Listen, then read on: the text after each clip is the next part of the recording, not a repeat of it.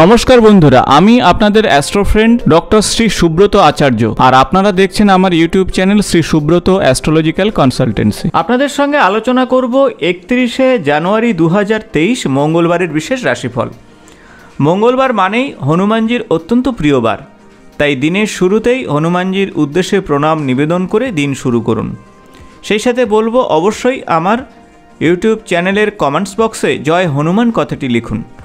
রাশিফল শুরু করার আগে আপনাদের সঙ্গে আলোচনা করব এদিনের পঞ্চাঙ্গের বিষয়। সূর্যোদয় ঘটছে সকাল 6টা 16 মিনিট, সূর্যাস্ত সন্ধ্যা 5টা 24 মিনিট। তিথিতে শুক্লাপক্ষের দশমী তিথি থাকবে সকাল 11টা 53 মিনিট পর্যন্ত, তারপরেই একাদশী তিথি শুরু হচ্ছে। চন্দ্রদেব রোহিণী নক্ষত্রে গোচর করবে রাত্রি 12টা 39 মিনিট পর্যন্ত, তারপরেই মৃগশিরা নক্ষত্রে গোচরের পরিবর্তন ঘটাবে।